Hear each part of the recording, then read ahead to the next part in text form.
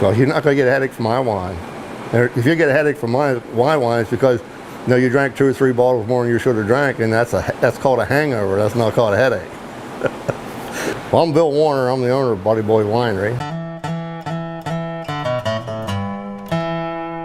We do stuff the old way. We don't mess with the wine. We just let wine be wine. We make old-fashioned country wine. Well, my favorite wine is, it's just that simple, which is our black raspberry Merlot. That's my favorite itself. Another really good one is Kitty Smalls, which is named after the one cat out here. That's a Catawba Diamond mixture.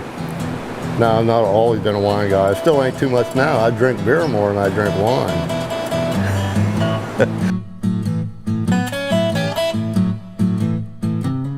One time we put a bunch of stuff together and come up with this stuff that was rocket fuel. And it took me a while to figure out how to get it that you could drink it. You couldn't even stick your tongue in it.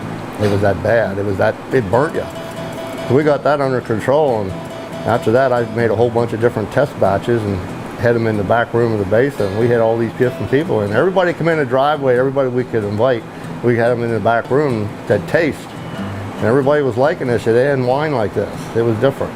So that's what decided me on along the course of doing this. So next year after that, we got a license and we were off and running. And this year will be our 10-year anniversary on Black Friday weekend. I have 5 half-gallon bottles of the original Buddy Boy. We're going to open 1 or 2 of them up. So many people were home lying down after drinking that stuff. What was the problem with that was the alcohol was way too high. It was about as high as you get wine. And whenever you got messed up from drinking, you screwed up. You should have quit at least an hour ago because it wasn't done with you. The easiest way to do that, you had to drink a gallon of beer to dilute that down enough to be under control again. That's how bad that stuff was. It was wild.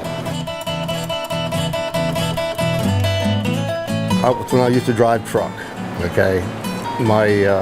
Her cousin, he was a truck driver too, and that's what he used to always call me, and he's part of the National Guard there. Whenever he wanted to call me up, what we're going to do today, Buddy Boy, or, that's how he would talk. And what the Buddy Boy originally the name came from was whenever we made the original Buddy Boy, they called that Buddy Boy 09.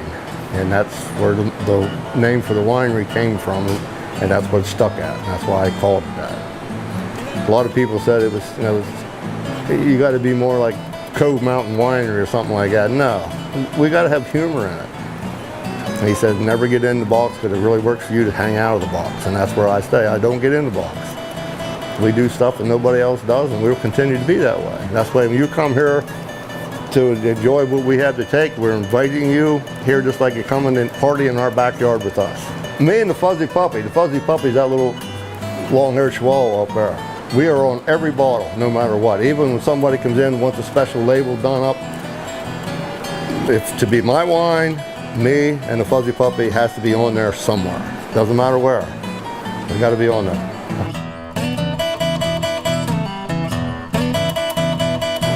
The entertainment we have, the atmosphere we have out here on the deck, and even the inside, it's just different.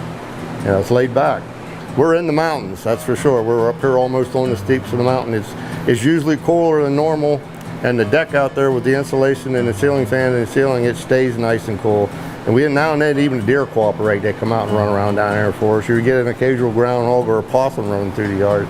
And now, but 2 Saturdays ago, you had the deer out here standing up on their hind legs doing this in the middle of the day to each other. It was pretty cool. You get back here and there's no noise. All the big city went away, and it's just you're like you went up to somebody's cabin in the mountain. The type atmosphere we got here is what it makes you sort of feel like. A lot of people will come here, especially on Saturday and Sundays, and they'll hang out all day, or they'll, especially in the evenings. Then for the music, they hang out all night. Just like the power outage on Friday night here, we didn't have no music because the power went out just before they started to play music, and we got 6 inches of rain in the process also. They were still here. Nobody wanted to leave. It was dark before people finally left. They just sat around and drank, and they were using the flashlights and to ring stuff up because no electric was working, but nobody was leaving. Nobody was making an effort to leave. They didn't want to leave. They had a whole bunch of group people in the back. We cooked as long as we could with the gas back there, but it just got to the point that we couldn't see what we were doing, even though the stuff was still burning. It was hard to make the food. But they all sit back there with their cell phones and candles and ate dinner. There was a group of 20 back there, and they didn't want to leave. The only thing everybody was complaining about, because we didn't have no power for the pisser to flush the commodes.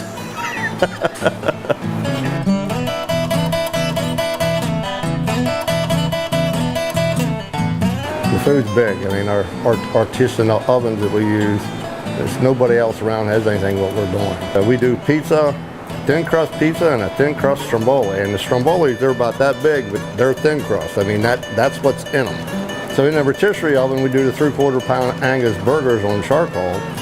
And then on the third Sunday of the month, we do Dead Cow Sunday, where we do hand-cut 16 to 20 ounce ribeye steaks. I always cooked. It started out when, years and years ago, we have back where the big deck is up there, we used to have a little fire pit there. I go around and gather up sticks, and I cook chicken and stuff over the open coals and stuff.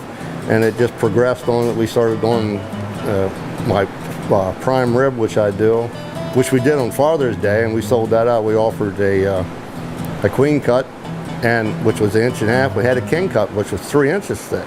We did a total of 8 feet length of prime rib. That was about a capacity we could fit in there.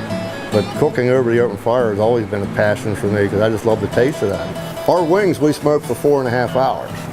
RJ will tell you about that. He says we got the best wings around. Then we do a smoked macaroni and cheese with 7 cheeses. And the smoked lasagna is done with the 7 cheeses, and lots of hamburger. I had RJ up here for beef ribs, and everybody else just raved over them things. I gave one to one of the oldest employees we have here, used to work with wine festivals and all. She took 2 of them home. Her husband took it to bed with her. She came into bed, there was a plate there.